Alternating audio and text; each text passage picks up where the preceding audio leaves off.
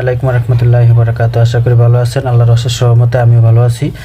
কিন্তু ভাই আমাদের মনে অনেক আশা ছিল, আমরা যারা ইসলামকে ভালোবাসি, আমরা যারা ইসলামের রূপে রূপান্তরিত হতে চাই, আমাদের মনে অনেক আশা ছিল যে দ্বিতীয় স্বাধীনতার পরে হয়তোবা আমাদের ইসলামিক দলগুলা একটা কাতারে আসবে, এক প্যানেল থেকে নির্বাচন করবে। কিন্তু আসলে তারা ভুল প্রমাণিত করছে আমাদেরকে। তাদের চিন্তাধারা হচ্ছে তারা তাদের বাপ দাদা খ্যাতি পাওয়া পীর পদবি সেটা হাতছাড়া করবে না। কারণ পীর তো যখন এক দলে আসবে, এক কাতারে আসবে, তখন তো পীর 10 জন থাকতে পারে না, পীর হবে একজনের আন্ডারে থাকবে।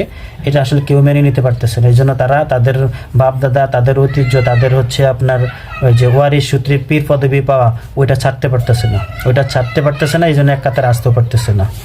এটা হচ্ছে একটা বিষয়।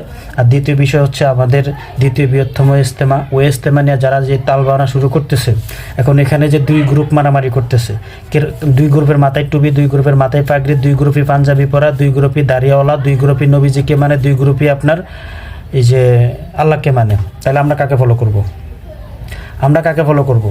যে মাইর খাচ্ছে তাকে ফলো করব, না যে মাইর দিতেছে তাকে ফলো করব? আমরা কার কথা শুনবো? যে মাইর খাইতেছে তার কথা, না যে মাইর দিচ্ছে তার কথা শুনবো? আসলে আপনারা কি ইসলাম কায়েম করতেছেন রাষ্ট্রে, না ইসলামটাকে ধ্বংস করতেছেন? আমার তো মনে হচ্ছে আপনারা ইসলামটাকে ধ্বংস করতেছেন। আপনারা যদি এভাবে রাস্তায় দাঁড়িয়ে টুপি পরে 2 গ্রুপ মারামারি করেন, তাহলে আমজনতা কোথায় যাবে? কার কাছ থেকে শিখবে আমজনতা কার কাছ থেকে শিখবে? কি শিক্ষা দিচ্ছেন আমাদেরকে? আপনারা যে বড় বড় স্কলার যারা, আপনারা কি শিক্ষা দিচ্ছেন আমাদেরকে? আপনারা তো রাস্তায় নেমে মারামারি করতেছেন, রাস্তা নেমে ইসলামটাকে ধ্বংস করতেছেন। এমনি তো এখন আর এক কাতার আসতে পারতেছেনই না, সেটা তো পসিবলই না। এখন যে হচ্ছে ইসলামের আমাদের যে একটা ঐতিহ্য, একটা ইজতেমা আছে, সেটাকেও ধ্বংস করতেছেন।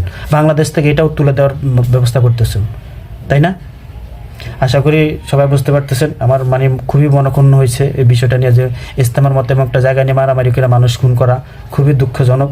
2জনই আপনার দাড়িওয়ালা, 2জনই পাঞ্জাবি পরা, 2জনই টুপি পরা, 2জনই নিজেকে মনে করে ইসলামের সৈনিক দাবি করে।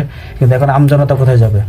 তা আমি হচ্ছে যারা এখানে আপনার অভিজ্ঞ আছেন, স্কলার যারা আছেন, তাদেরকে বলবো আপনারা রাষ্ট্রীয় হস্তক্ষেপ দাবি করেন। যে ভুল করতেছে, ভুলের সংখ্যা অবশ্যই কম থাকবে সবসময়। ভুলের সংখ্যা বেশি কখনই আসবে না, ন্যায়ের সংখ্যাটাই বেশি আসবে। তো যেহেতু রাষ্ট্র আছে, আমাদের রাস্তায় আইন আছে, আইন অবশ্যই যেখানে আপনার ভুলের সংখ্যা কম থাকবে, ভুলের সংখ্যাটা যখন কম থাকবে তাদেরকে প্রতিহত করবে। আর যারা হচ্ছে সঠিক পথে আছেন, তাদের সংখ্যা অবশ্যই বেশি থাকবে, তাদেরকে অবশ্যই প্রশ্রয় দেবে।